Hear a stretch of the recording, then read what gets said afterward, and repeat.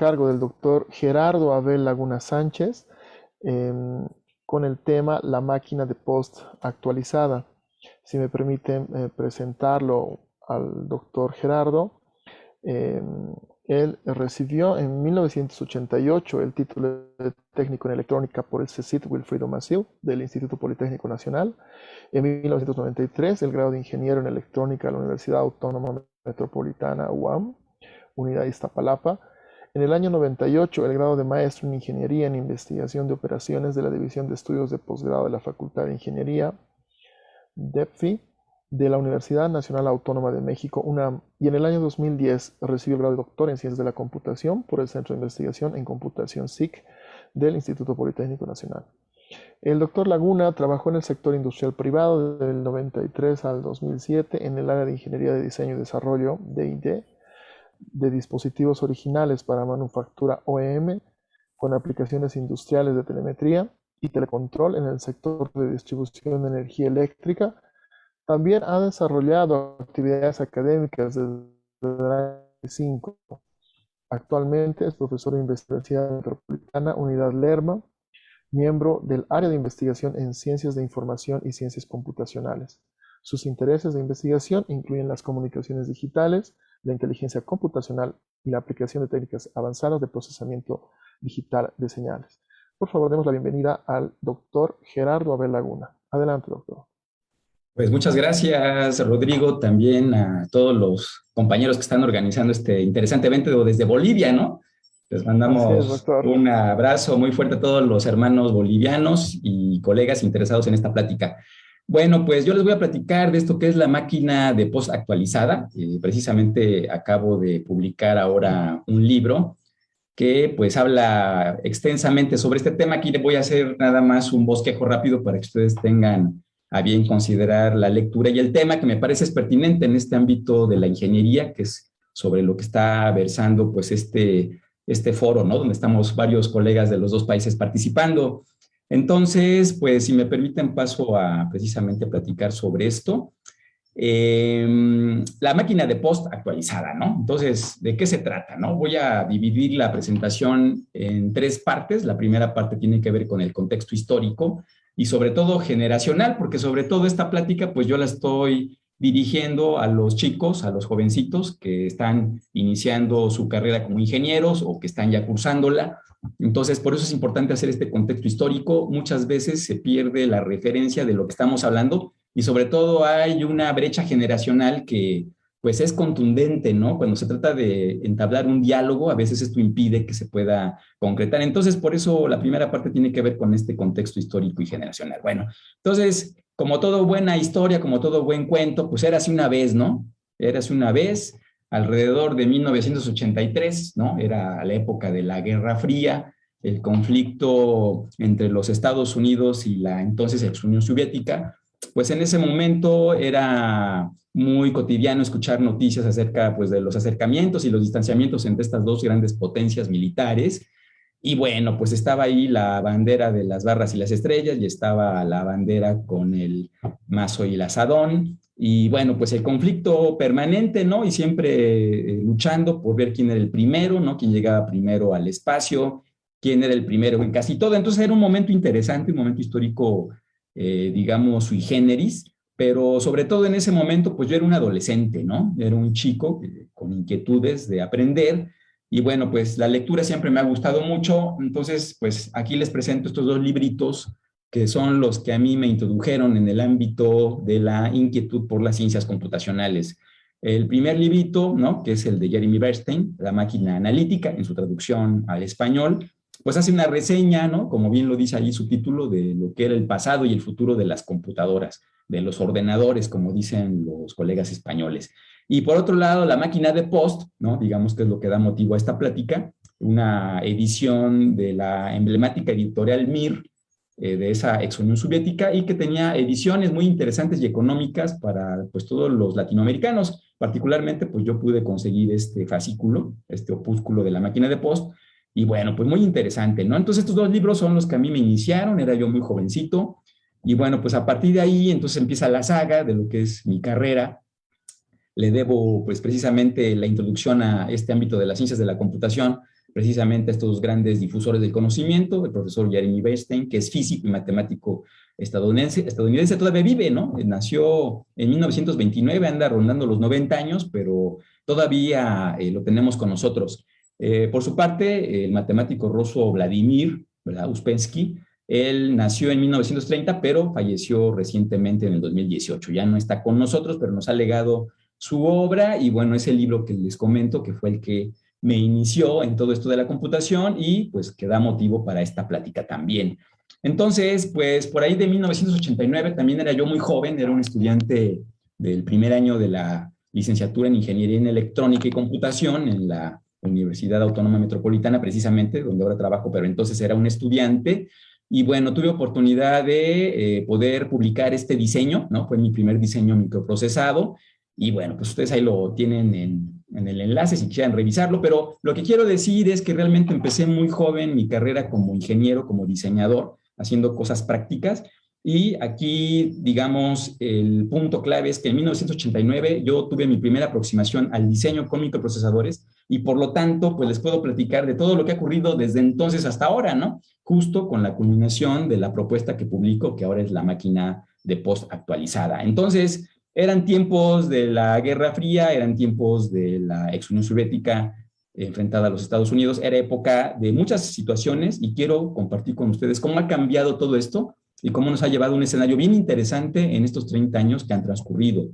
Hoy, pues, publico este libro, ¿no? Que es la máquina de posactualizada, está en línea, digamos, es un libro digital de acceso gratuito, simplemente, pues, lo pueden googlear, ¿no? Pueden buscarlo en cualquier de estos buscadores de internet con el título La máquina de posactualizada y rápidamente los va a dirigir a este repositorio, ¿no? Del editorial, Copit Archives, que es la editorial que me ha hecho favor de publicar este libro. Entonces, ¿qué ha transcurrido en estos 30 años? ¿No? Eso es, digamos, motivo de esta plática para que los chicos, los jóvenes que están estudiando ingeniería, pues se motiven y vean todo lo que pueden hacer hoy con todo el poder que tienen en sus manos. Entonces, por eso voy a hacer una breve historia, muy, muy rápida, en 6 actos, de hecho, la democratización de la computación, ¿no?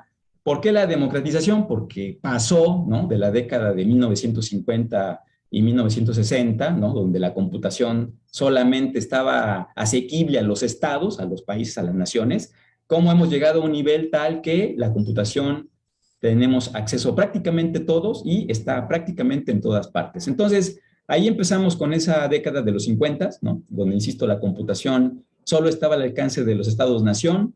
Luego la década de los 60, donde la computación pudo ser accedida por los corporativos, por las empresas, ¿no? Tenían acceso porque tenían los recursos para poder adquirir este equipo de cómputo. Luego viene la década de los 70, donde la computación ya la pueden acceder los grupos de investigación en algunas universidades y es donde aparecen pues, las primeras computadoras, por ejemplo, la Burroughs aquí en la UNAM, ¿no? Es emblemática en el centro de cálculo que había pues ahí, por ejemplo, en la Facultad de Ciencias. En fin, la computación se hace asequible a los grupos de investigación y a las grandes universidades. Luego viene la década de los 80, donde llega la computación personal con la IBM PC particularmente y también con la famosa computadora de Steve Jobs, ¿no? Que en su momento pues, se conocía como Macintosh. Y bueno, estas dos computadorcitas, la IBM PC y la Macintosh, pues inauguran esta nueva ola de computación ya a nivel personal. Siguen siendo caras, pero ya se pueden acceder de alguna manera en el ámbito personal. Luego viene la década de los 90s, donde la computación se hace ubicua, es decir, ya está en todos lados, está en todas partes. Tan es así que los teléfonos inteligentes pues son virtualmente una computadora que incluye además ciertas características de comunicación y converge ahí tanto las comunicaciones digitales como la computación. Es un hecho que para esta década pues la mayoría de las personas ya cuentan o pueden acceder a un teléfono celular. Igual con la variante de que más o menos baratos, pero es posible. Luego viene la década de los 2000, ¿verdad? Digamos ya inaugurándose el siglo XXI, donde aparece este concepto de la computación ahora en las cosas, ¿no? El famoso Internet de las cosas. Y bueno, pues la computación empieza a permear más allá de las personas hacia todos los objetos. Y bueno, estamos ahora, en este momento, la década del 2010, la del 2020, donde tenemos la computación absolutamente en todo, pero muy importante, es completamente configurable, es altamente flexible y es lo que el doctor Makimoto conoce como la época de la altísima integración y flexible en tanto tecnología y computación a partir del 2017. Entonces estamos en este momento y bueno, pues claro que hay ventajas, ¿no? Respecto de todo lo que existió antes. Y por eso, nada más a manera de un resumen muy rápido, pues platicarles un poquito cómo ha sido esta transición en todos los sentidos, ¿no? Por ejemplo, hablando del acceso a la información, resulta que por allá de mediados del siglo pasado, pues el doctor Vannevar Bush soñaba en una cosa que le llamó Memex, que pues era como aquí se puede observar en pantalla, un aparato donde uno en una tabletita uno pintaba una pregunta, ¿no? Escribía una pregunta.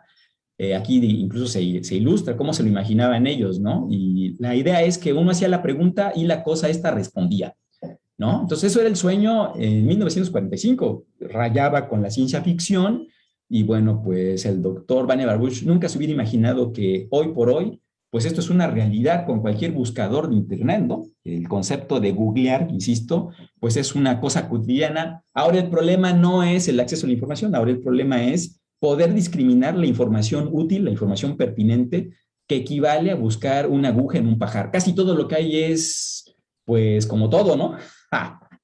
La mayoría no es una cosa útil, la mayoría no es una cosa pertinente, pero la información sí está ahí, el asunto ahora es encontrarla. Entonces ya no hay problema en tanto acceso, siempre que se tenga este conducto y este enlace a la red, sino ahora el problema es escoger la información útil, la información pertinente. Y ese es el reto que tienen ahora las generaciones. En otro caso, en el caso, por ejemplo, del hardware, ¿no? Pues resulta que el siglo pasado, ¿no? Digamos, cuando les hablaba de mi primer diseño, pues el mayor componente del costo de un dispositivo tecnológico estaba en su hardware. Y el mayor componente de valor agregado, es decir, de la utilidad de quien lo fabricaba, estaba precisamente en la utilidad y en la durabilidad de ese hardware. Es decir, las marcas eran reconocidas por su calidad en tanto duraban y eran útiles y en función de eso costaban. Pero la mayor parte del costo y del valor agregado estaba en el hardware. Hoy es exactamente lo contrario, ¿no? Ahora el costo mayor de un producto no es el hardware, porque resulta que el hardware ya no vale prácticamente nada, ¿no? El hardware tiende a valer cero. Lo que vale ahora más es el componente de software y ya no importa tanto la durabilidad. De hecho, parece que lo que más importa es que el software sea muy transitorio para que rápido se tenga que reemplazar por uno nuevo. Entonces, fíjense ustedes cómo se ha volcado, ¿no? Digamos, el enfoque del hardware al software. Y hoy por hoy, la mayor componente, tanto en costo como en valor agregado, está precisamente en el software. Entonces, ahí hay un vuelco de 180 grados muy interesante que vamos a ver cuál es el efecto después. Por otro lado, hablamos también de los costos marginales cero en esta nueva época. Un caso emblemático pues son los productos de software, simplemente se descargan de un repositorio y quien los produce pues no gasta más porque las descargas no cuestan absolutamente nada y realmente quien está haciendo prácticamente el gasto pues es quien lo descarga a través de su conexión a la red y de su máquina. Entonces se dice que cuando producir uno más no cuesta nada, se habla de un costo marginal cero. Insisto, también los libros digitales, como el libro que estoy publicando, es un caso ejemplar de esto, ¿sí? No cuesta nada producir uno más porque simplemente es la descarga que se hace del sitio. Y esto nos lleva también a otro escenario de producción y de competitividad, ¿no? Bueno, entonces ya en resumen, ¿no? 30 años, desde el 1989, cuando hice mi primer diseño, hasta el 2021 que estoy presentando este libro, donde incluyo un nuevo diseño, pero a otro nivel, ¿no? Un diseño en el contexto de todas las ventajas que les estoy platicando. Bueno, pues para empezar, en el 89 la computación era personal, sí había acceso a las computadoras personales, pero era caro, ¿no? Hoy la computación ya llegó a todas las cosas, es altamente configurable y barata. Dos, el acceso a la información en 1989 era muy limitado. Las fuentes eran en físico, libros, y solamente estaban disponibles en las bibliotecas, y si el material era especializado, era muy difícil conseguirlo. Ahora la información es digital y está todo al alcance de un clic en innumerables repositorios en línea. Tres, los componentes electrónicos en el 89 eran discretos, costosos y de propósito específico. Ese diseño que yo les platico, pues nada más funcionaba para eso que lo diseñé y ya no servía para otra cosa y salía en un ojo de la cara, como decimos coloquialmente, muy caro. Ahora el hardware es muy compacto, es muy económico, es altamente flexible y reconfigurable. Lo que yo diseñe hoy lo puedo cambiar tantas veces como sea necesario debido a la base tecnológica que actualmente está ahora disponible y que es, insisto, relativamente económica, pero sobre todo es altamente flexible y altamente reconfigurable. Un diseño lo puedo cambiar simplemente con un cambio de software, ¿no? Por decirlo así. Finalmente, ¿no? Como punto número 4, el peso relativo del software en el 89 era mínimo, ¿no? Y el costo marginal era alto, porque pues entonces no había descargas del internet, se transmitía todo en repositorios magnéticos como discos, etcétera. Sí tenía un costo poder, digamos, trasladar o compartir un software, ¿no? Ahora, en el 2021, el peso relativo del software es máximo, pero el costo marginal es cero, ya no cuesta nada compartir o reproducir o duplicar, repartir el elemento de software, ya no vale absolutamente nada, entonces el costo marginal es cero. Bien, con todo esto, entonces vemos que en 30 años, pues todo pareciera que está a favor de las nuevas generaciones. Lo cual, pues es muy bueno, yo lo veo con mucha sorpresa, lo veo con ojos, digamos, de felicidad. Yo me siento muy contento de vivir este momento porque veo que ahora puedo hacer muy rápido lo que antes me costaba semanas y me costaba muy caro, hoy lo puedo hacer muy rápido y muy barato y es lo que les quiero compartir precisamente con este libro que les estoy presentando. Bueno, entonces pasamos a la segunda parte. ¿De qué trata esto de la máquina de post actualizada? Ya les hablé del contexto generacional, histórico, ahora voy a introducirlos de qué trata este tema de la máquina de post actualizada. Bueno, resulta que precisamente además de ser ingeniero y haber trabajado en la industria por más de 20 años, tengo la fortuna ahora también de poder compartir con los jóvenes estudiantes de ingeniería, pues toda mi experiencia, lo que sé, pues porque ahora soy también profesor, ¿no? Soy profesor de la Universidad Autónoma Metropolitana y pues por supuesto también imparto cursos y ahí me enfrento con el problema de que yo puedo con claridad y después de esta reseña brevísima de la brecha histórica y generacional que ya planteé, podemos ver que hay un gran tema y es el tema de cómo introducir a los nuevos ingenieros, a las nuevas generaciones, en este tema de lo que es las ciencias computacionales, sobre todo considerando que el avance es rápido, el avance es constante, ¿no? La complejidad es creciente y entonces esto nos puede llevar a un escenario de estar abrumados por poder acceder, poder empezar, poder comprender, poder estudiar y alcanzar el estado de arte de todas estas tecnologías. Es un problema importante. Entonces pone en un dilema a los profesores. ¿Qué enseñamos? ¿Enseñamos las bases o enseñamos la última tecnología? En fin, precisamente por eso yo con este problema y casualmente buscando en mi biblioteca algunos libros y limpiándolos, me encontré con estos dos libritos que ya les platiqué y me acordé de las aspiraciones que yo tenía cuando era jovencito, ¿no? ¿Cómo me hubiera gustado tener un prototipo de la máquina de post, por ejemplo?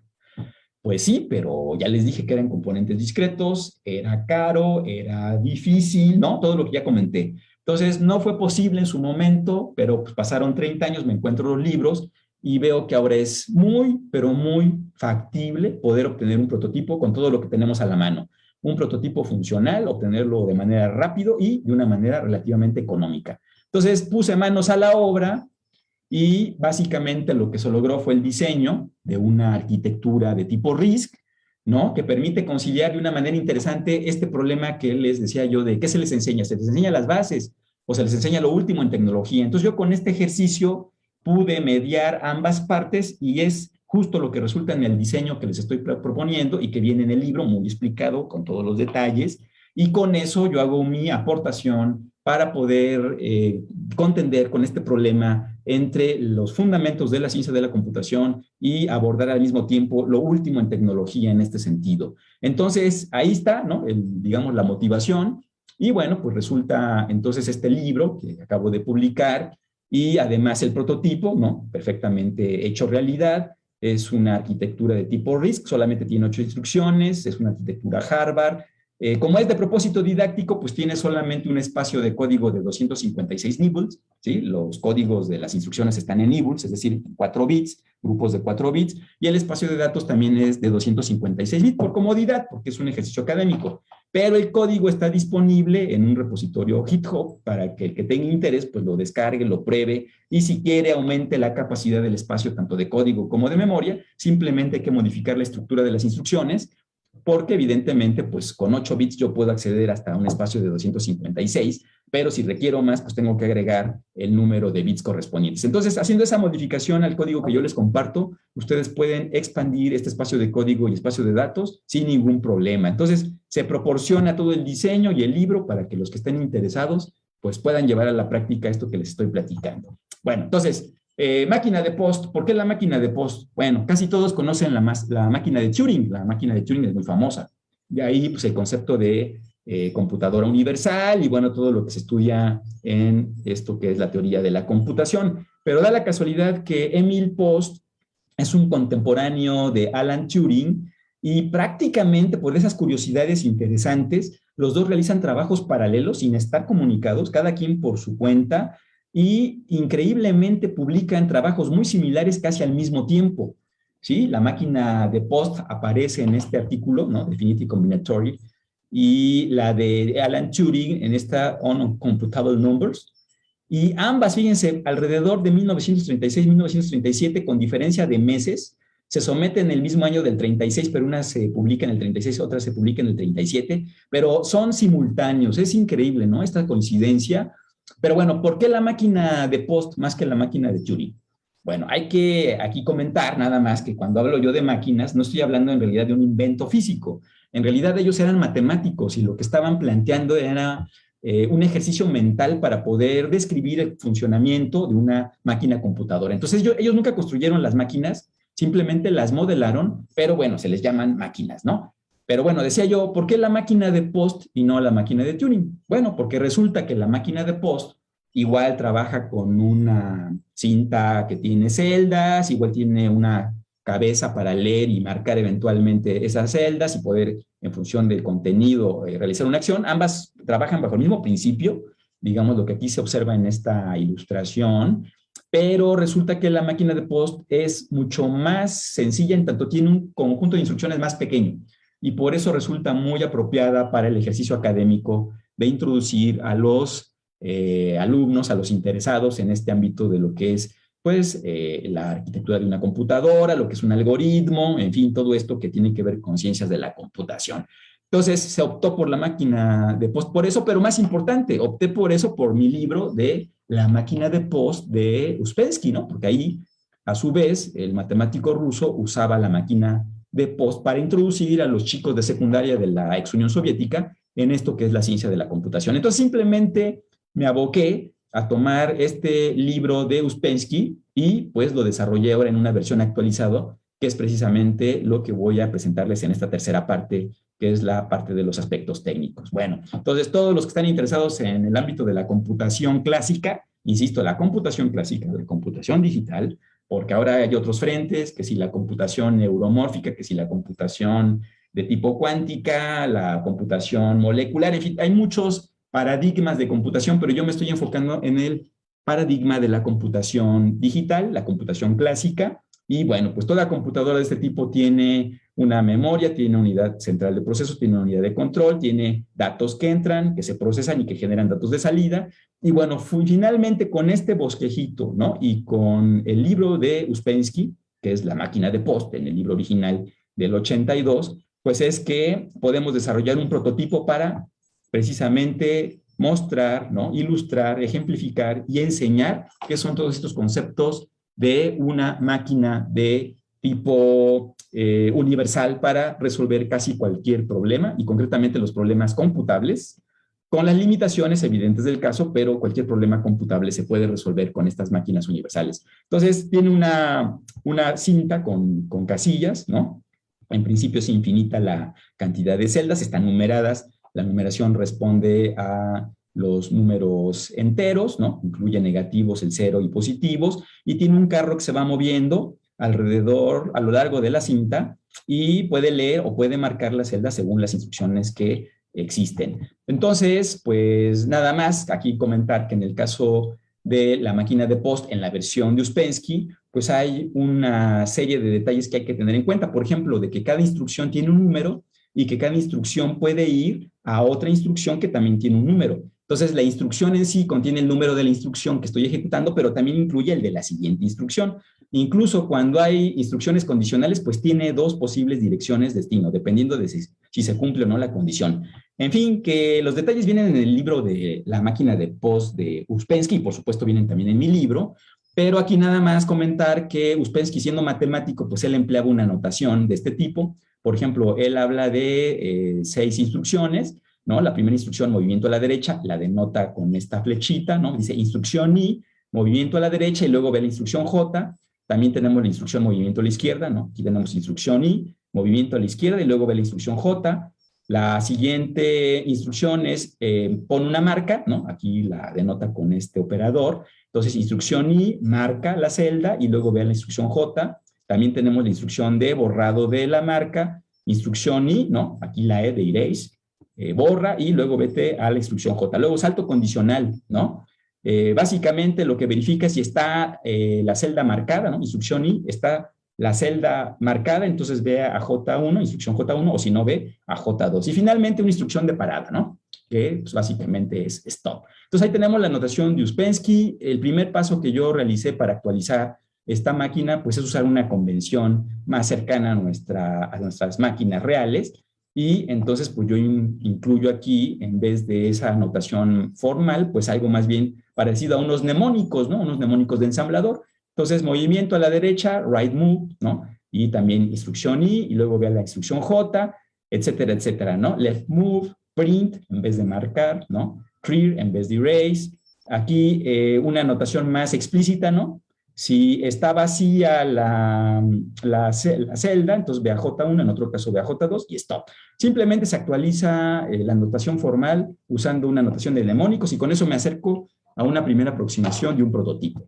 Bueno, entonces ahí tenemos la máquina de Post original, la que está en el libro de Uspensky, y pues tiene 6 instrucciones, ya las platiqué, y lo más importante, pues se trata de una cinta infinita que tiene marcas o no tiene marcas. Bueno, entonces vámonos aquí viendo una vista de conjunto de lo que es la máquina.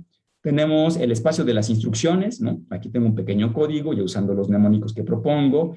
Tengo el espacio de datos, que es donde están las casillas con celdas que pueden estar marcadas o no, y un carro que es el que se encarga de ir barriendo la cinta y verificando y actuando en el caso según las instrucciones que se le va indicando. Entonces, se ve clarísimo que tengo un espacio de código, se ve clarísimo que tengo un espacio de datos, y esto nos va llevando definitivamente a una arquitectura de tipo Harvard. Bueno, pero entonces ahí tenemos la máquina original. Ahora, en esta versión actualizada, pues yo tuve bien realizar algunas propuestas para hacer que un prototipo fuera funcional, y hice algunos ajustes a ese diseño original de Post, ¿no?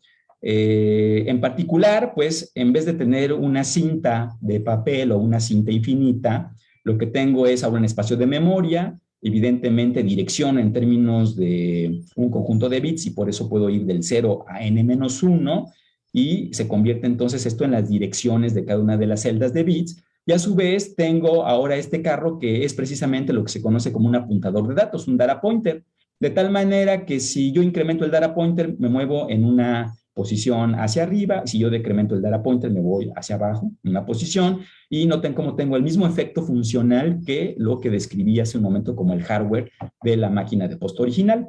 Por otro lado, pues también comentado en el libro, lo explico con mucho detalle, pero aquí lo voy a decir muy rápido nada más. La máquina original de Post tenía 6 instrucciones, solo tenía un salto condicional, pero eso era debido a que cada instrucción indicaba cuál era la siguiente que se iba a ejecutar, ¿sí? En cambio, yo he tomado a bien, pues ya no decir cuál es la siguiente instrucción, y por el contrario decir que todas las instrucciones se ejecutan de manera secuencial, como realmente se hace en las computadoras digitales actuales, y de esa manera obviar la instrucción siguiente, ¿no? Asumiendo que es la siguiente, ¿no? Pero ahora necesito una instrucción de brinco, en tanto necesito un mecanismo de control de flujo, y por eso ya no nada más voy a tener las 6 instrucciones originales, sino voy a tener una más, que es la instrucción de salto, ¿no? Entonces ahí estoy explicando muy rápidamente, pero en el libro viene explicado con mucho detalle. No los quiero aquí agobiar con esto, simplemente platicar que yo tengo 7 instrucciones en vez de 6, porque estoy ahora incorporando la de salto, jump. Noten cómo ahora en mi nuevo set de instrucciones ya no tengo la instrucción siguiente, simplemente digo instrucción y incrementa data pointer, ¿no? instrucción y decrementa data pointer. No hay instrucción siguiente porque se asume que la siguiente es la que viene en el espacio de código.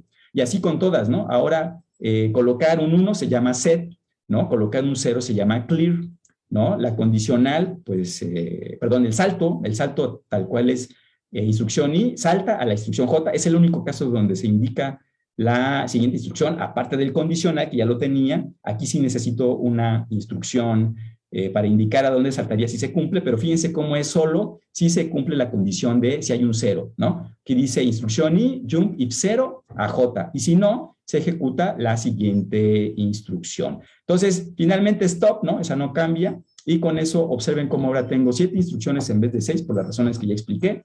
Entonces aquí tengo la máquina de post mejorada, que es la máquina de post actualizada. Tengo las 7 instrucciones que ya comenté, las 6 originales de la instrucción de salto, y ahora ya no estoy hablando de cinta, sino de un espacio de bits, ¿no? Digamos, una memoria de bits con apuntadores que son los que me permiten acceder tanto a los registros de los bits como a las instrucciones que estoy ejecutando.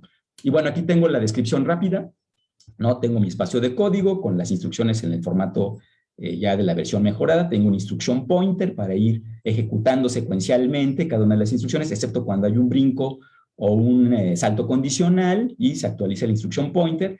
Pero ahora ya no tengo una cinta, sino tengo localidades de bits en memoria y tengo un data pointer para ir barriendo en un sentido y en otro de acuerdo a las instrucciones que se van ejecutando. Y bueno, ahí tengo ya el modelo rápido así de lo que sería la máquina de post actualizada.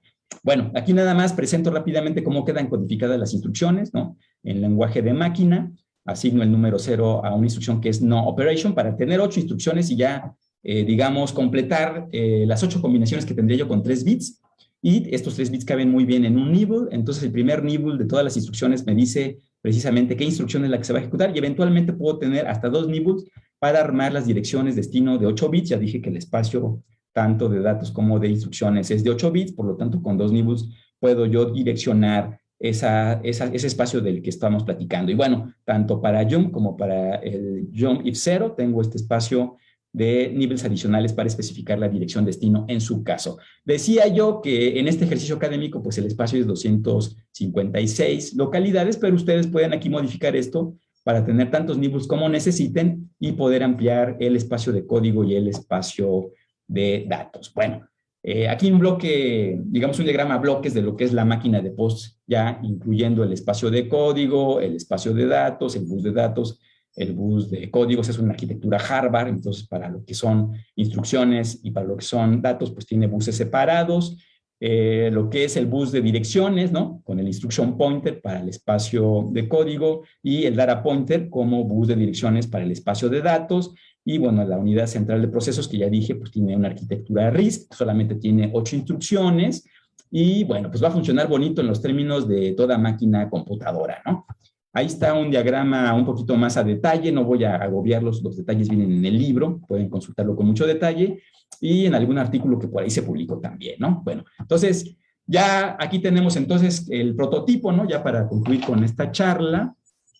Entonces, pues simplemente necesitamos una computadora y una tarjetita con un FPGA, ¿no? Entonces vamos a ver, la base tecnológica que yo particularmente empleé, pues es esta tarjeta de marca Xilinx, se llama Basis 3, la fabrica un proveedor que se llama Digilent, pero pues ustedes pudieran usar cualquier otra. La verdad es que se puede usar cualquier tarjeta, simplemente tendrían que actualizar los códigos correspondientes que les comparto.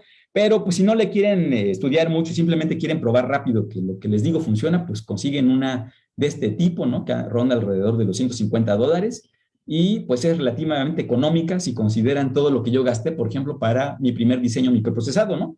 Si yo trajera valor presente eso que yo gasté en su momento, pues estaría hablando de unos 10,000, 15,000 pesos de ahora, ¿no? Bueno, hablando en dólares, pues haríamos como de unos $500 más o menos, ¿no? De lo que es ese costo en su momento de mi primer diseño. Entonces, realmente es asequible, ¿no? Y créanme que no solo les va a servir para esto, sino para todo lo que ustedes quieran desarrollar, porque, insisto, es altamente reconfigurable, ¿no? Altamente flexible y, pues, puede usarse para todo lo que ustedes quieran en cuanto a diseño lógico se trata. Bueno, entonces, ahí está el repositorio con el código, ¿no? También viene en el libro, ¿no? Ahí viene, es un repositorio GitHub. También hay un videíto donde ustedes pueden probar bueno, yo les demuestro que funciona en forma práctica esto y ustedes pueden verificar que esto es cierto. Ahí está el enlace. Y pues más importante, ¿verdad? Pues aquí está el libro. Simplemente pongan ustedes ahí en su buscador la máquina de post actualizada, ¿no? Y les va a llevar al sitio de Cockpit Archives y pues ahí lo pueden descargar, ¿no? Es costo marginal cero, entonces pues pueden descargar todos los que quieren y para eso lo comparto para que esté al alcance de todos ustedes y pues puedan estudiar con más detalle esto que les estoy platicando. Bueno, ya para concluir. Se eligió la máquina de Post, ya que es una máquina similar a la máquina de Turing, es una máquina universal. Nos permite experimentar con el concepto de arquitectura, nos permite experimentar con lo que es el concepto de algoritmo, en fin, todo se programa a nivel de código máquina, ¿no? Incluso alguien interesado, pues como un proyecto, digamos, terminal de su carrera, pudiera proponer un ensamblador para los mnemónicos de mi máquina y generar ya el código máquina. En fin, nos permite entonces con esta arquitectura reducida, ¿no?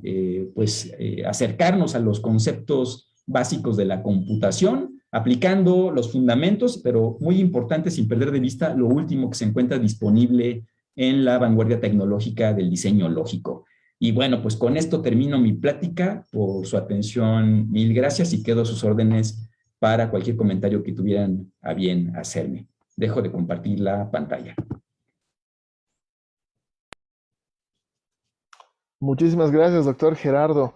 Le agradezco mucho por su ponencia. Muy interesante el libro que ha elaborado. Muchas felicidades.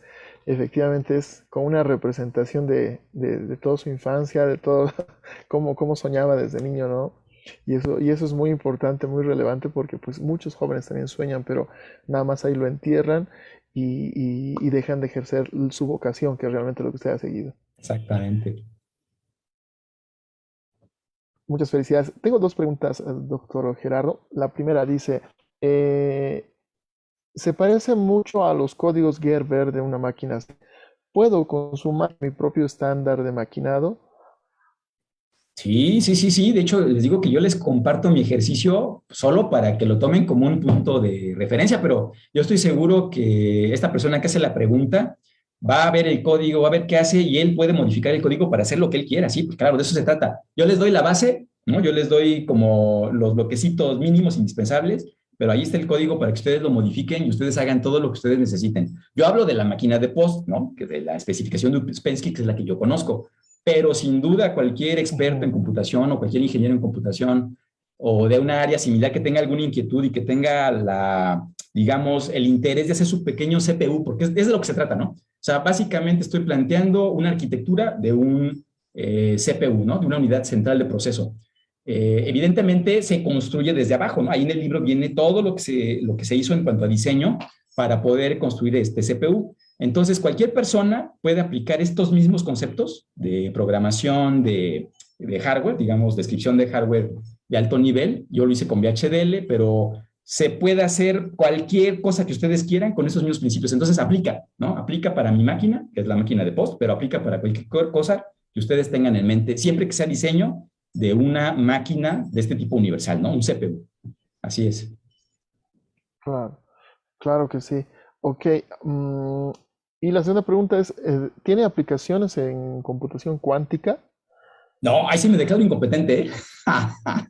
Es una excelente pregunta. No, es una excelente pregunta. Fíjense que a raíz de todo esto del libro, pues he estado en varios foros, hemos platicado con varios colegas y me he sorprendido de la cantidad de paradigmas computacionales que hay, ¿no? Como dijo un profesor mío, es que no hay una computación, hay muchas computaciones, ¿no? Y una de esas es precisamente el cómputo cuántico, que quiero ser muy honesto, yo me declaro completamente incompetente porque pues es otro enfoque, son otros principios, es otra cosa muy diferente, completamente diferente a lo que yo platico en este libro y lo que es la computación clásica, pero me parece que las nuevas generaciones, o sea, los nuevos ingenieros, yo también, yo ya lo tengo como tarea, empezar a investigar sobre computación cuántica, empezar a investigar sobre computación neuromórfica, empezar a estudiar sobre computación molecular, sobre computación de todos los sabores bioinspirados que hay, porque me parece que es lo que viene. Es decir, esto de la computación, como la concebimos en su ámbito digital y clásico, pues es como que la primera era de la computación, ¿no? Pero vienen otras cosas más que francamente sí requieren un gran conocimiento. Por ejemplo, este tema de la computación cuántica, pues Ujú. ahora resulta que tenemos que regresar a las bases de la física, ¿no? Así es. O sea, al análisis y la descripción de las esferas de probabilidad, de los electrones, ¿no? Y entonces aparece este concepto, fíjense, mientras yo hablo de bits, ¿no? En la computación clásica, y se habla de los bits en la computación clásica, aquí ellos ya hablan de los qubits, ¿no? O sea, una cosa rarísima que puede ser uno, puede ser cero, pero con una probabilidad puede ser lo otro, ¿no? Entonces, miren, yo sí quiero ser honesto, me declaro incompetente en cuanto a cómputo cuántico, pero ya prometí que voy a empezar a estudiar. Pues agradezco la pregunta y queda ahí planteado para todos los chicos que ellos no tienen alternativa, ¿no? O sea, ellos tienen que entrarle ya a todo esto. Y un buen inicio es este librito de la máquina de post actualizada, porque por lo menos sienta las bases para de ahí empezar a todo esto tan interesante que comenta bien quien hace la pregunta de las demás computaciones, ¿no? Así es, doctor Gerardo. Bueno, muy bien, muchas gracias. También le envía un saludo cordial Julio Mendoza. Así como no, Mendoza, pues, colegas de por acá, ¿no? exactamente, de la misma escuela. Muchas gracias por toda su colaboración. Anteriormente también usted nos ayudó para la conformación de la carrera de mecatrónica, si recuerda, ¿no? Exacto. Pues es Muchas un gracias. gusto. Muchas gracias por todos sus aportes, doctor Gerardo. Por favor, compártanos su presentación por el medio de Sí, comunicación que tenemos con usted. y yo se las Y mando por ahí, claro que sí. por favor, y para ponerlo en el reservorio aquí. Bueno, con mucho Muy, gusto. Hasta luego, me despido. muy bien, doctor Gerardo.